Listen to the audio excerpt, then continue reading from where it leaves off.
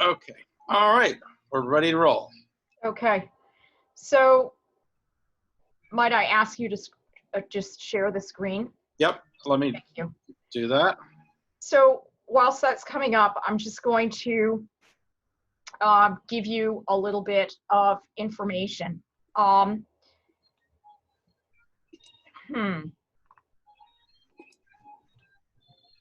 How will this go along?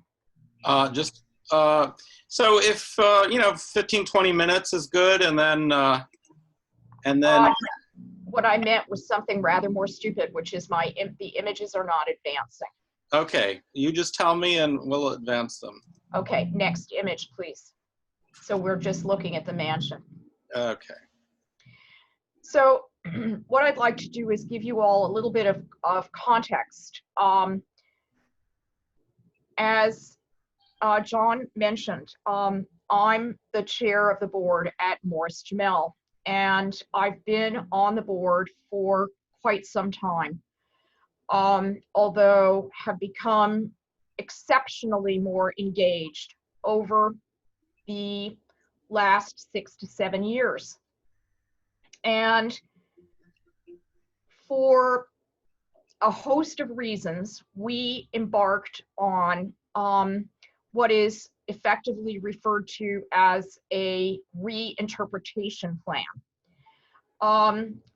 When we began this, the house had rooms in it that you might say one would reflexively associate with something you think of as a historic house.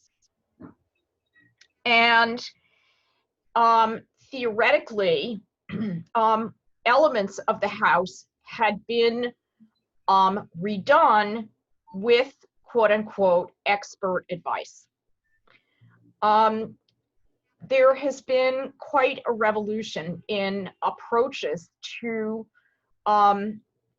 historic houses, how they're interpreted, and also ways of exploring documentation so that you have a better understanding of what you're doing. My background is and has always been extremely cross-disciplinary. I went to Johns Hopkins. I was in a BA/MA program there in history.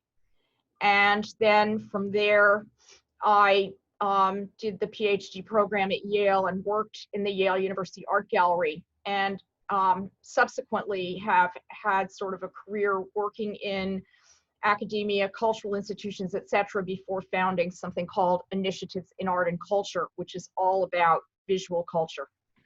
And so the journey that I'd like to take you on today, rather than being an exploration of historical events, if you will, sort of a la George Washington slept here, which in fact he did, and we will see the George Washington room. We're going to focus, although you'll see more, on 3 areas of the house that have a particularly strong French influence evident, and that really came into play as a result of Eliza Jumel. Now, what you are seeing here is the facade of the Morris-Jumel Mansion.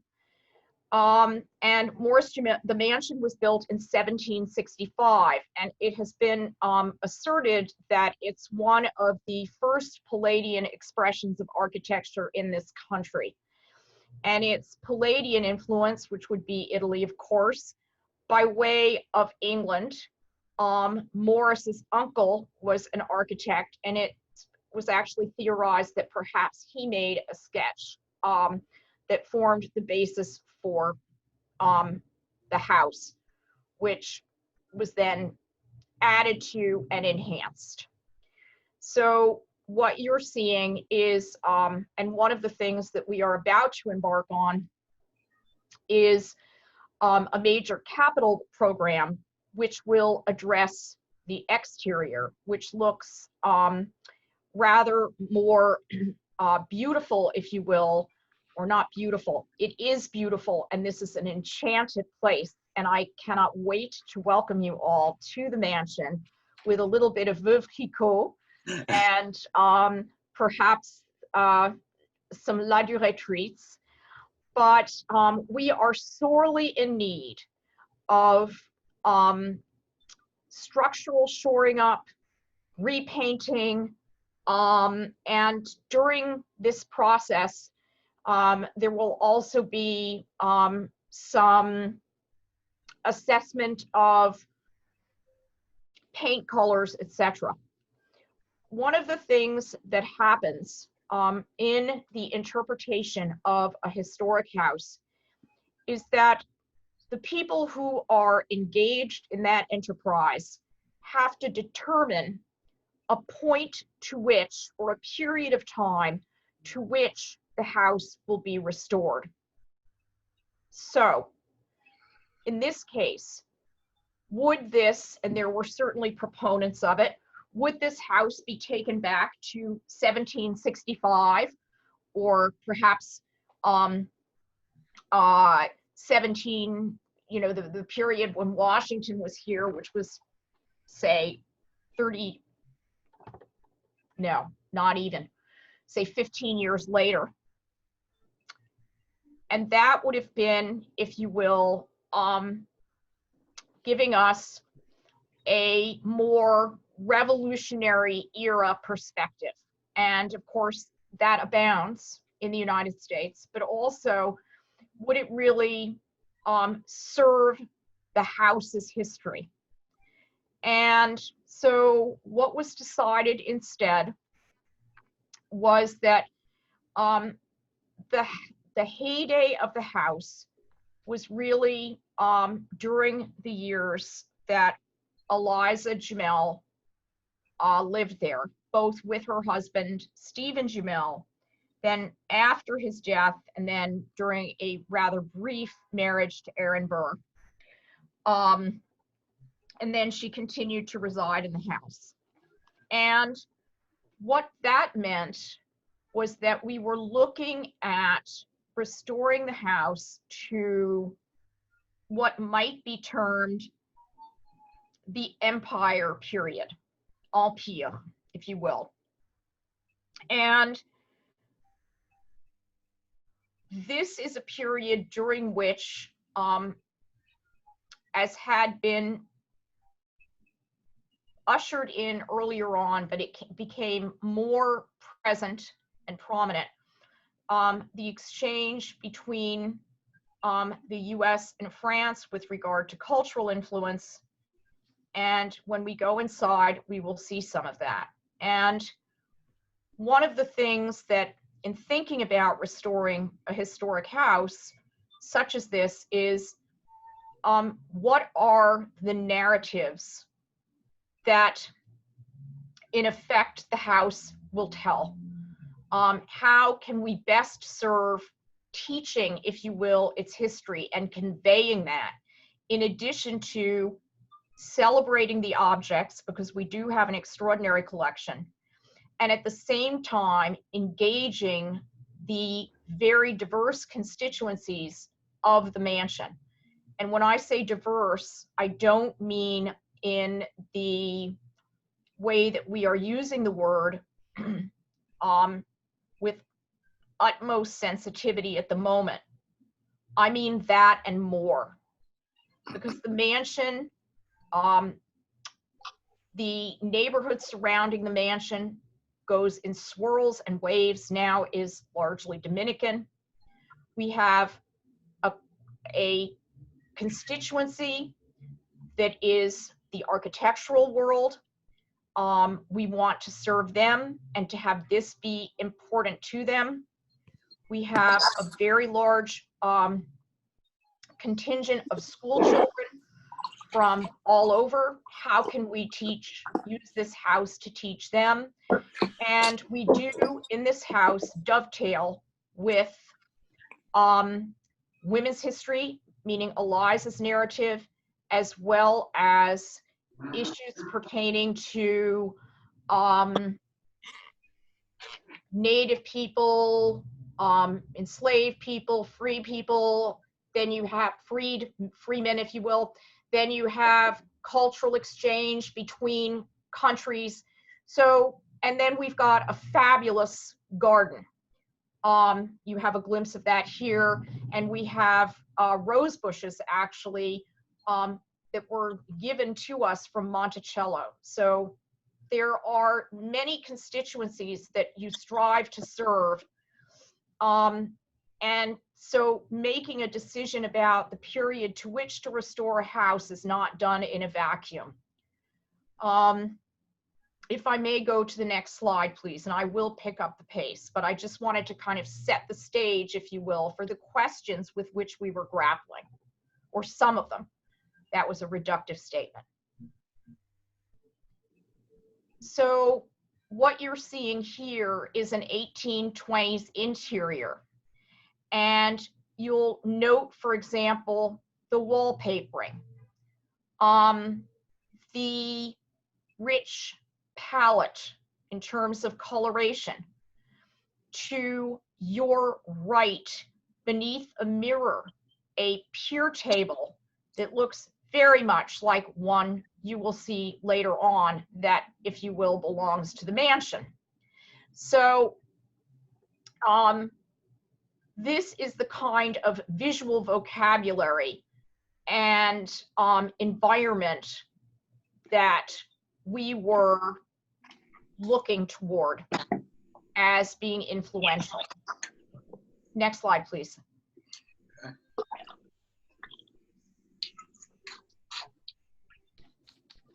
Okay, so this is our vestibule and entrance hall as it would have appeared when you walked in prior to the restoration or the reinterpretation, whatever you want to call it. It has lots of names, but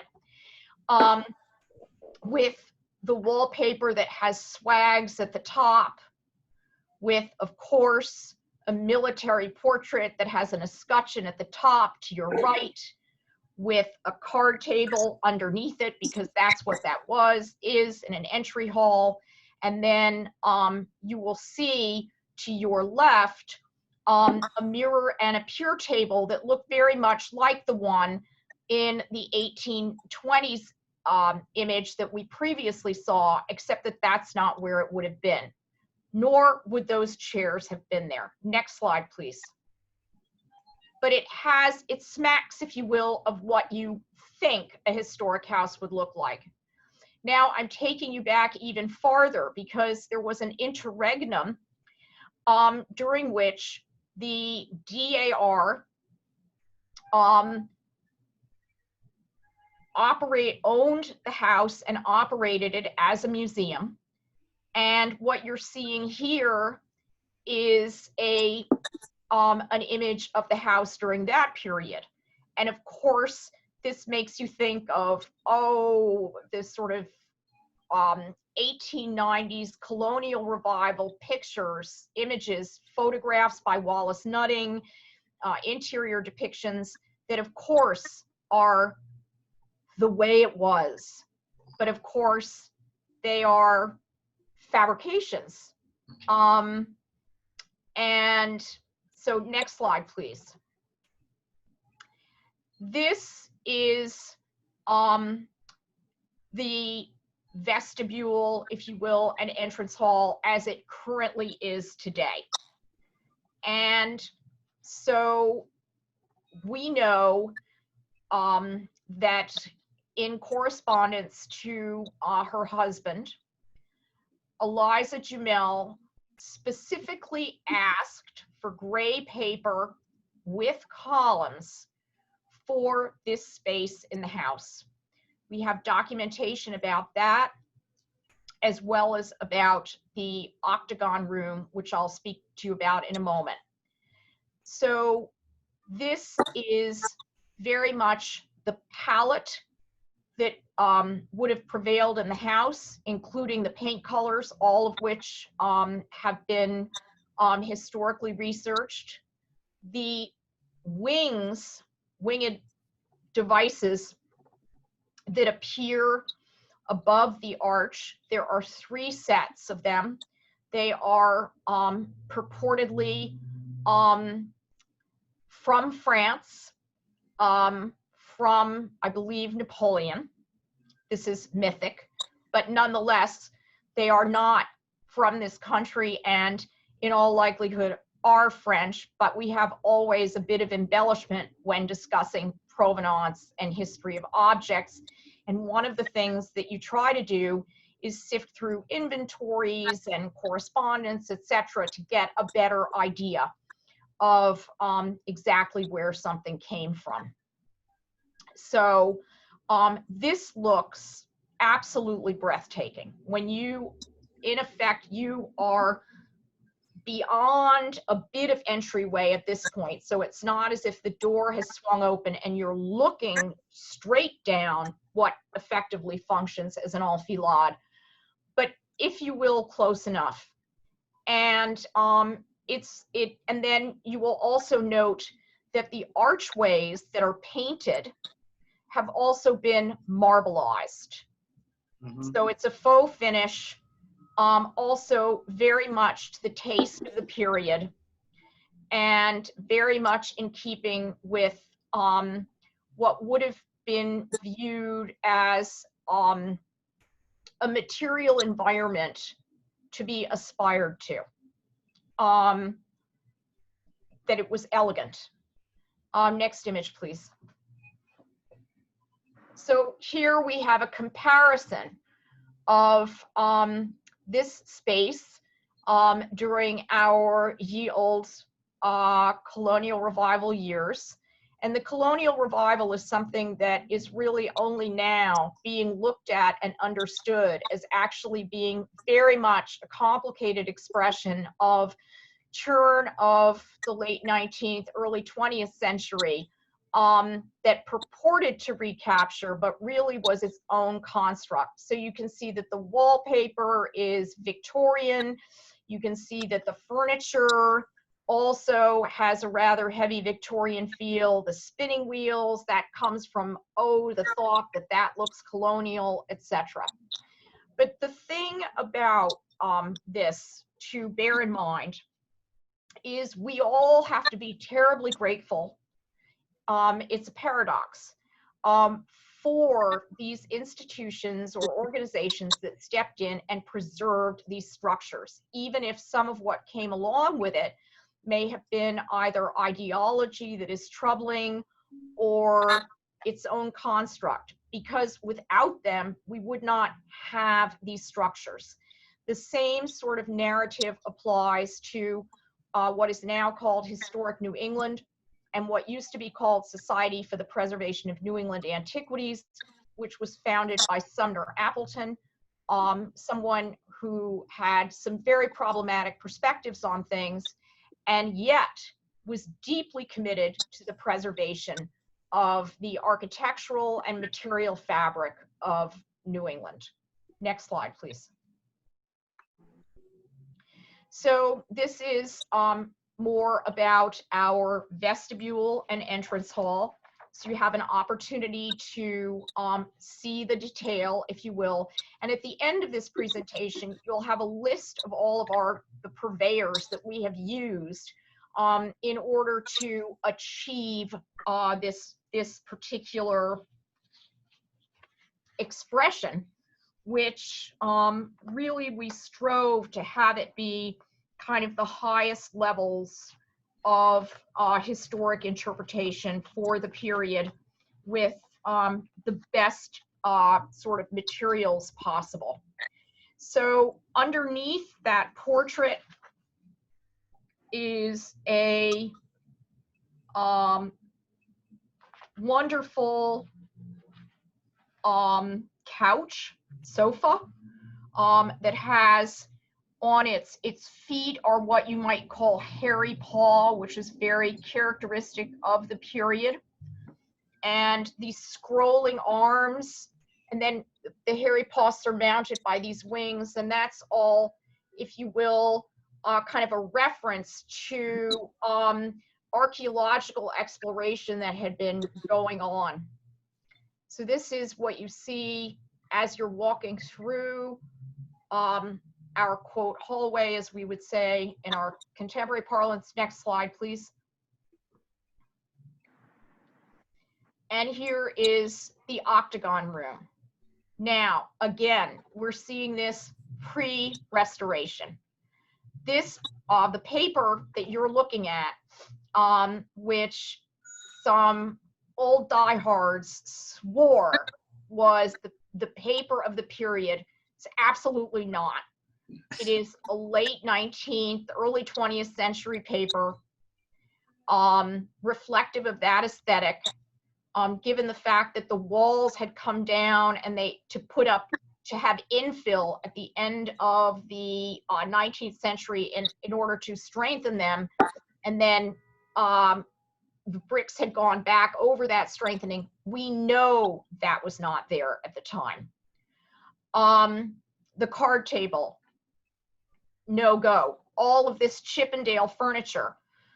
So if you look at the splat, meaning if you're looking at the back of the chair and you see the open work splat, that is characteristic of a period called Chippendale, referred to as Chippendale, named for the cabinet maker Chippendale, who left a design book, tremendously influential design book. The feet are called ball and claw. So all of this, it's a mishmash. But it gives you that feeling that you might have had, oh my goodness, I'm in a historic house. Next slide, please. So this is the octagon room from the rear. And this room was not part of the very first plans for this. It was built as a summer estate by the Morrises, but it was added shortly after they came to the home. And an octagon encloses 20% more space than does a square room with the same perimeter. So that makes it excellent for entertaining. And there were precedents for octagon rooms in English architecture, because what you have in what the story you're hearing, or the story that's being told, is the confluence of Italian influence manifesting through English architecture, and then the entrance of a strong French tenor by virtue of our taking the house to the 1820s, if you will, 20s, 30s. So next slide, please. So this is what our splendid octagon room looks like today. And you have an almost panoramic view offered by 6 windows. It's a really beautiful space. The windows also offer cross ventilation, which, given the fact that it was often used as a, I think in one reference I saw Eliza refer to it as a maison de campagne, but and for the Morrises, certainly a summer estate. Now, the cloud wallpaper that you're seeing here is another paper that we can document to, we refer to her as Madame Jumel's correspondence. In the same set of communication that she wrote to her husband, Stephen, while he was living in France in 1826, she asked that he send her light blue wallpaper with clouds for this room. That was the same letter that refers to what we saw in the vestibule and hallway. And France was the leading producer of wallpaper for most of the 18th and 19th centuries. And this paper was recreated for us in France. The blocks were cut, etc., to specification. Now, next slide, please. So here you have a shot, if you will, close up of the paper This is a portrait of Eliza Jumel, and it's been suggested that this is a mourning portrait, and she is perched on, well, I guess ensconced in would be a better phrase, the same sofa, or yes, sofa, I guess, that you see to your left. And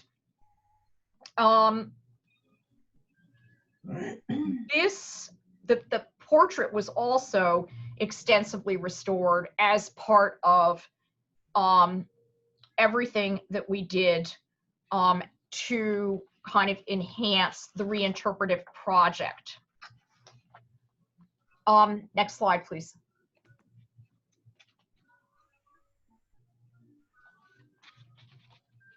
Okay, so here you see work in progress. And what you will see to the left in the image is a roll, the new carpet, and the carpets were done in England, being unfurled. And to your right, an image of that painting we began with, which was the interior from the 1820s, to give you a sense of where motif comes from, palette comes from, etc. And things like paintings become extremely important documents for projects like reinterpretations or understanding what was worn in a given period, etc. Next slide, please. Yeah. Oh, golly. I also should have said, if we can go back, so sorry. The sofa that we saw, again, go back, please, which the red upholstered sofa, was, if you will, the height of luxury and status. And it was made en suite with the matching chairs that we saw in the slide prior to this. So you can see that the chairs about the edge of the room. And this, these were made, this whole suite, from Duncan Phyfe, maybe the leading New York cabinet maker, and meant to harmonize with the ebonized wood and bright gilding. The original upholstery would have been done in a rich jewel tone. But almost 200 years into the process, obviously we needed to do, there had been replacement upholstery numerous times, and how to make the choice. So again, going back to the portrait of Madame Jumel, we can see, and this is pre-restoration, that she's actually seated on this sofa. If you look to your left, underneath her arm, there is a pillow like the one that is tucked into the scrolled armature of the arm of the sofa, and you will see that it is in that color. Hence, we knew two things. One, we knew that she was in the octagon room because you see the cloud paper, and two, we were also able to pinpoint the color for the upholstery. And the feet of the sofa, you'll see there, well, you can't see them here. If we go back, you can. All of these explorations with tonality, like bronze and gold and such, they are also reference to looking for or capturing references to the antique, which was prominent mentally because of the excavations and then the publications that documented them, and that documented contemporary style that incorporated the antique, like Percier and Fontaine, for example. Next, please, if we go forward. And again, forgive me, I cannot wait to welcome you all. to see this extraordinary place. It really does take your breath away. Our site is very special as well. Now, this is the room that we interpreted to the late 18th century. What you are seeing now is, oh golly gee, this is what it must have looked like. And again, we have more Chippendale, and we have, again, the drop leaf table, more Chippendale. Oh, it must be green. Oh, there must have been a bed with a tester, etc. What we did, I'm trying to find my notes here, forgive me, because I am trying to root this in fact, was we took it back to something that would have been, in effect, like a room where Washington might have been strategizing during the Revolution, because the house was used for several months by Washington as a vantage point and as a planning point. So he truly was there and slept there more than once. There's a fabulous book by the historian Carol Ann Marlin called George Washington Slept Here, which is about the mythology of where Washington slept. We may be myth, but we are also fact. Next slide, please. So here is the way the mansion has, if you will, reinterpreted the room. This persimmon color may seem to be something that kind of knocks your socks off and unexpected, but it actually is a documented color that has been, that was used in houses on the East Coast of the period. The paper also is characteristic of the period. And what we have done is to kind of create a space that, and especially because of the view out the window, that you know, could in fact have been used by him as a planning space. But this is really more of an evocation than as exact, because we do need the paint, the paper, all of that is to period. But as you'll see, next slide, please. On your right is a section of what would have been called a highboy, or what we call a highboy, actually. It wouldn't have been then. And this was discovered, and rather than marry it with things that it did not, if you will, live with, what we did was we had an expert create what would have been its top section, its crown, with the finials that you can see to the left and right and at the center of the broken pediment. And then we had the base created as well, which is underneath these pull-out drawers that have the wingback brass hardware. In order to give you a sense of what that piece of furniture, rather than just put, if you will, a fragment or a portion in there, what what could and would have been in there, what the form looked like. Next slide, please.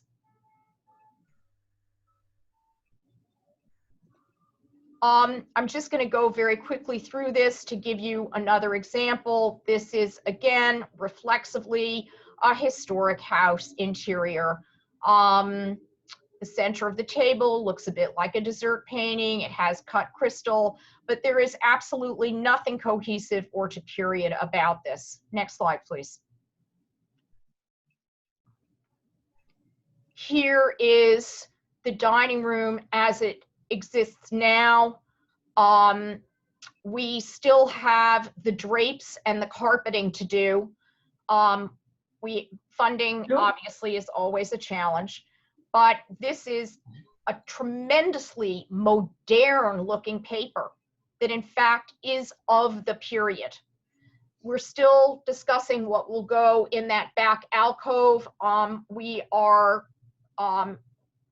contemplating a sideboard, what you see on top of the pier table that's there now. And one of the things about these pier tables is that they often had glass at the back that created depth. It also brought more light into the room. That's a pair of knife boxes. You have these sort of klizmos shaped chairs with the sloping backs. So this is the way the room at the moment looks. And then horsehair period, upholstery to period. Next slide, please. Close up of the paper from the dining room on the left. Next, please. Okay, so this is what you might say is called, we are sort of vernacularly refer to it as the French parlor.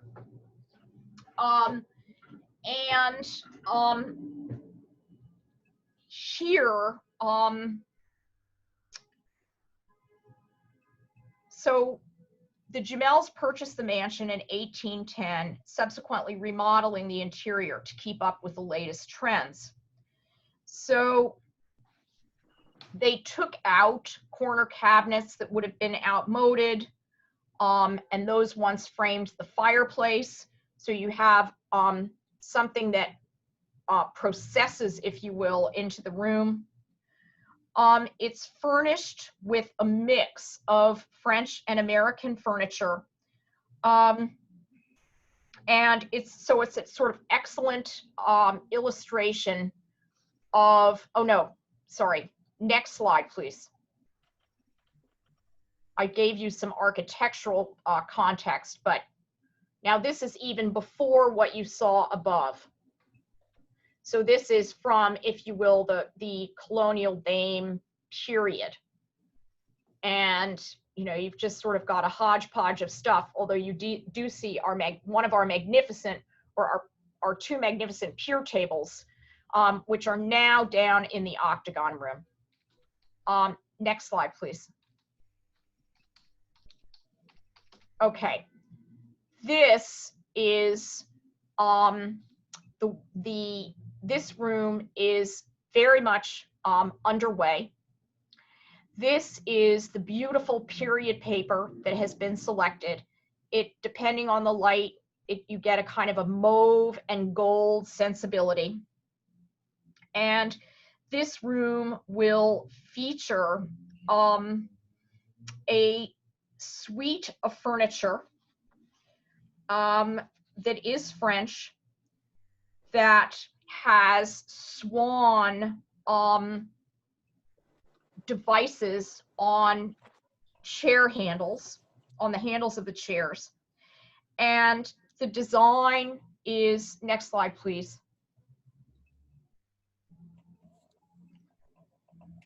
So here is one of the chairs from the room. And that's the upholstery as it has been redone. Next slide, please. This is the rug in design, another Wilton carpet. Next slide, please. Okay, can we just go back up? I'm sorry, we don't in this have a close-up of some of this, the French furniture, but what I want to underscore is that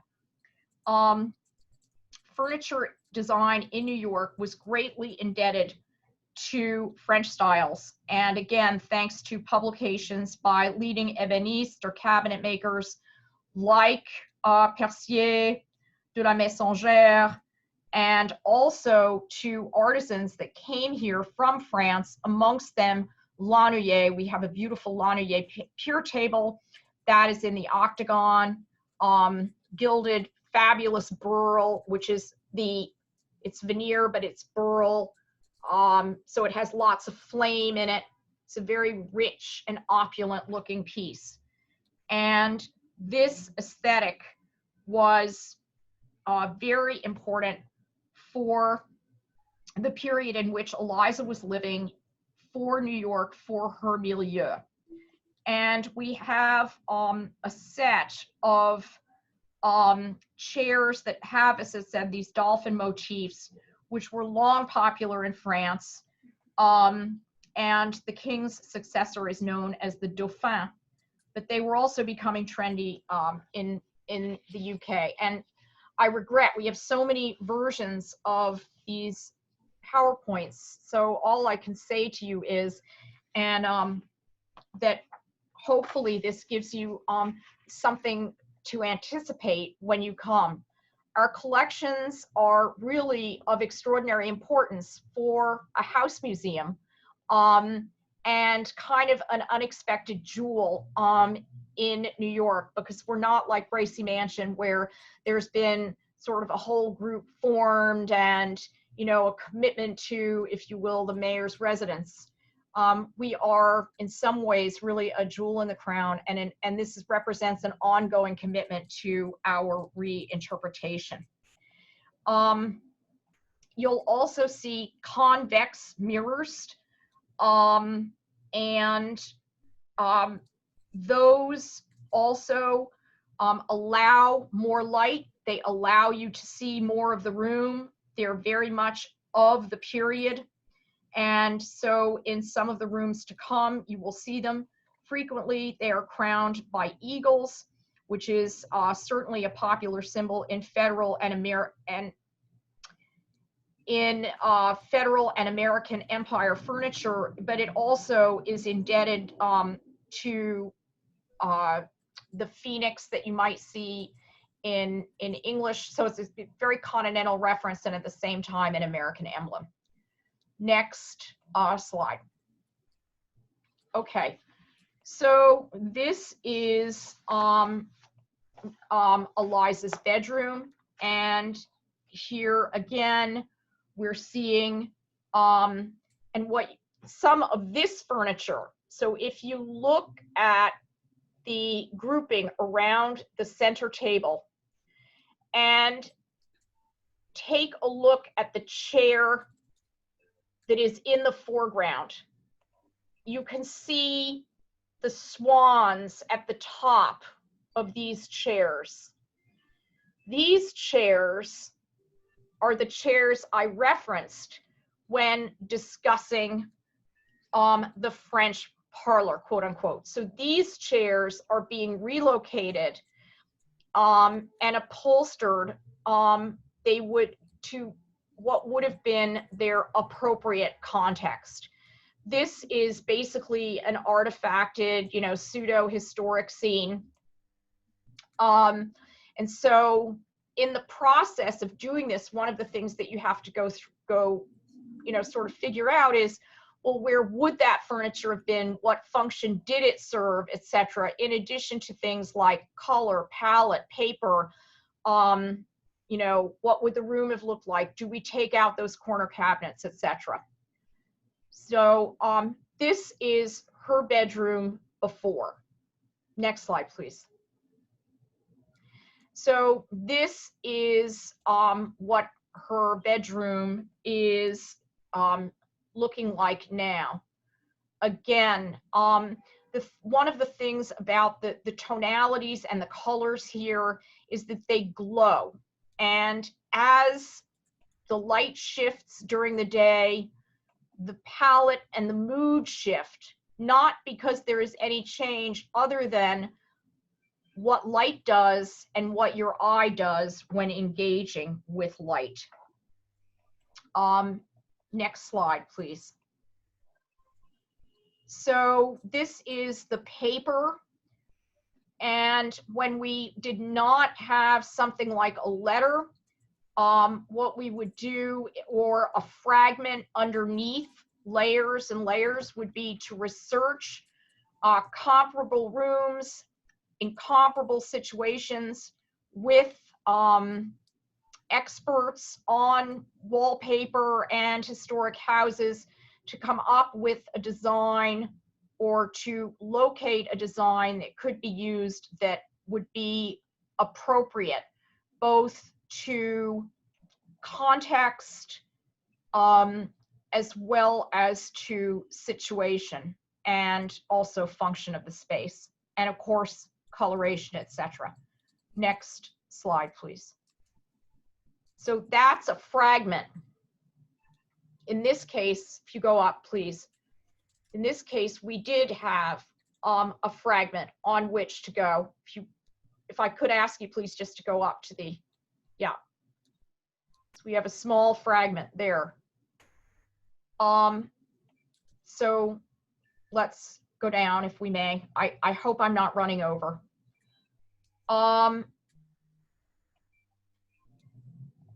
Next slide.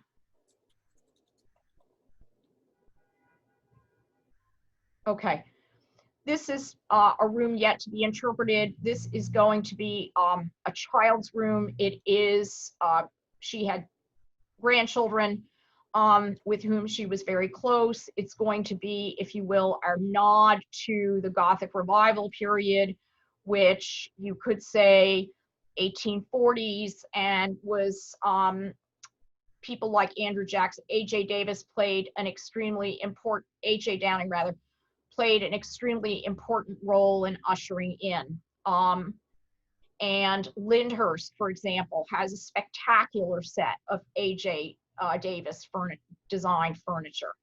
Our examples are not so spectacular, but they are quite lovely, and we did want to give a sense that the house had an ongoing life and history. And another way that we do that is by having contemporary artists, exhibitions by contemporary artists, some of which are actually installed in the historic spaces, so that there is a quote-unquote dialogue between past and present. And for our 250th, we had the renowned artist Yinka Shonibare come and do installations in our period rooms that were really commentaries, if you will, on his perception of culture and milieu. Next slide, please. And I just was going to say, you've got a mishmash of things, styles throughout.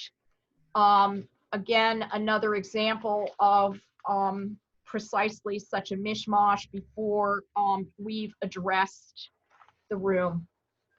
And if you look at this, or you look at some of the images we've scrolled by that evoke something. So look at this window treatment, for example, which is simply not dovetailing to the period that the house is purportedly capturing. This is what we set out to address, which was to situate us within time, from a color perspective, a function perspective, a furniture perspective, a use perspective, so that you could walk through and actually have a sense of what would a house of this period in this milieu have looked like. And in our case, France is an absolutely critical element to the narrative of this house, made all the more important by its inhabitants for such a long period, Stephen and Eliza Jumel. Stephen was actually born Etienne in 1765 in France and made his way to this country. His parents he came from a family of traders and shop owners, and his parents had a farm and a droguerie, and they sold medicine and dyes and coffees. And they also derived some of the things that they sold from Haiti. Stephen never lived there. His brother did and had to flee during the revolution in 1792. But Stephen apprenticed in Bordeaux and had his own firm by the time he was 24 and came to the US in 1789, and at that time, of course, was the revolution in France. So next slide, please. Okay, this is just kind of a bit of anecdotalism, if you will. One of the challenges that you always have in a situation like this is, oh golly, you've been given the colonial kitchen or what have you. And we have precisely such a thing. And so what we have decided to do is retain that. Colonial is a very dicey word, not only because of its political implications at the moment, but because it really refers to a very long period of time, not in the history of man, but I mean, if you think about the fact that from, say, 1800 to 1840, you can go through Federalist, Empire, and be going into Gothic Revival, and you look at colonial, which really, if you will, goes from, say, 1620 up to circa 1776. That's a long period and it's a big umbrella.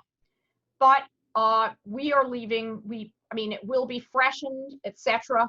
This is where a lot of our classes happen, and the point of origin for lots of school groups. And we are leaving it also because it provides experiential opportunities to hold tools, to kind of get a sense of what, if you will, back of house would have been like.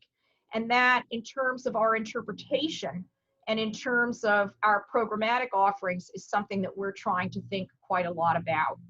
So what would, to borrow from PBS, what would upstairs downstairs have been? What was the influence of France? What was the relationship to the immediate surrounds?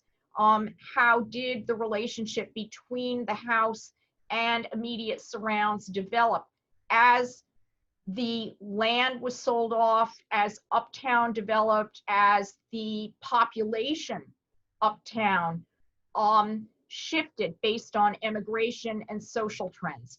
All of this is part of the story that we want visitors to be able to experience, in addition to coming to know our extraordinary structure, our great collections, and also, and this you don't see from this, when you set foot within the gates of the property, you are entering kind of an enchanted land with a wonderful garden, and it feels as if you are somewhere else. But you get a sense of the elevation by virtue of the height. And so that also gives you a sense of why the house was desirable from a climactic point of view, from a pleasurable point of view in terms of view, and also strategically as a place to use during the revolution. Next slide, please.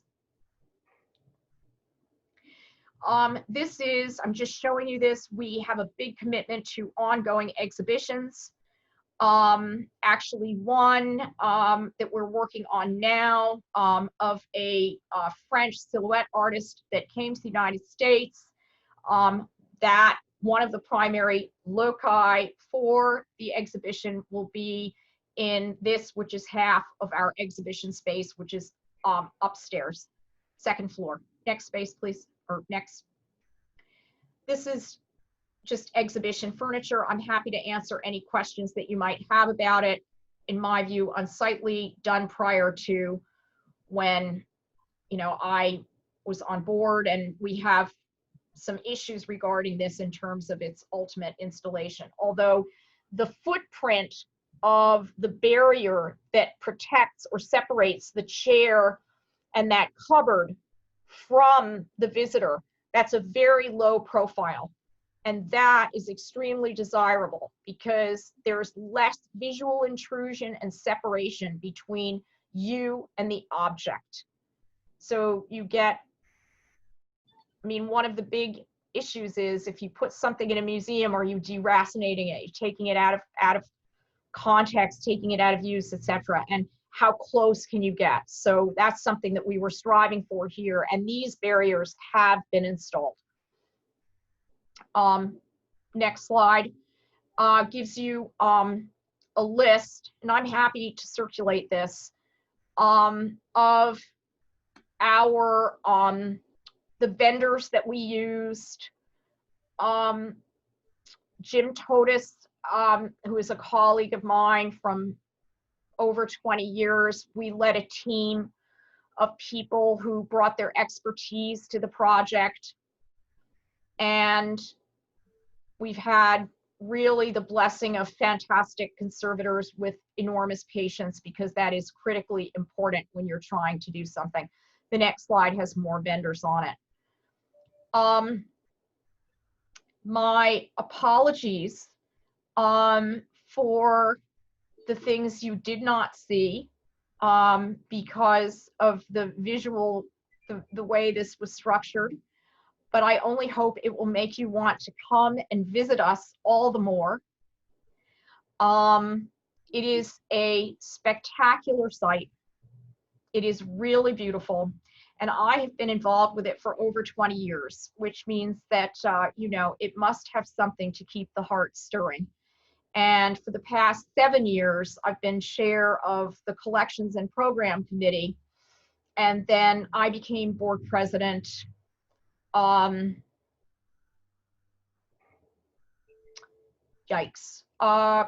December 4th, 2018, I think. So there have been tremendous changes during the past 18 months. And I'm also very happy to share with you that despite COVID, we forge ahead. We have some wonderful virtual programs. We continue working on the reinterpretation. We had what is called a soft opening the weekend of the 12th. And so that was members only, and it was, if you will, a test drive for how to navigate in what are, I mean, every institution faces challenges, but when you have very confined spaces and you want to be as welcoming as possible, those challenges can really prove to be something you need to navigate. But we have reopened. The park is open, and we would love to welcome you and show you in detail every detail that might interest you, or to have you simply walk the rooms and ponder in silence before going outside to have the delightful breeze. So I'm happy to take any questions that you may have. And I very much hope that I can somehow become part of your group. France has been very important to me all of my life. I was raised bilingual by parents who spoke, neither of whom spoke anything but English, but they decided that it was extremely important, and somehow that I had a gift for languages, which go figure how they determined that. But from the age of 3, I attended a school that started out called L'École Française here in New York. It became the Fleming School, and then I continued my studies thereafter. So Lisa, thank you so much for this very comprehensive presentation. I think we've really want to go visit now. I've never been myself, and now I definitely want to go up there. And we really appreciate your joining us tonight. Well, I hope I didn't overstay my welcome or bore anyone. We are passionate about the mansion and passionate about all of the stories, all of the narratives, and all of that which we embody. And France is a particularly important connection for us. And we're, very pleased that the Versailles Foundation is supporting the restoration of one room. So, vive la France. And, I'm happy to do our tour in 2 languages if anyone would like that. How do we get from Grand Central to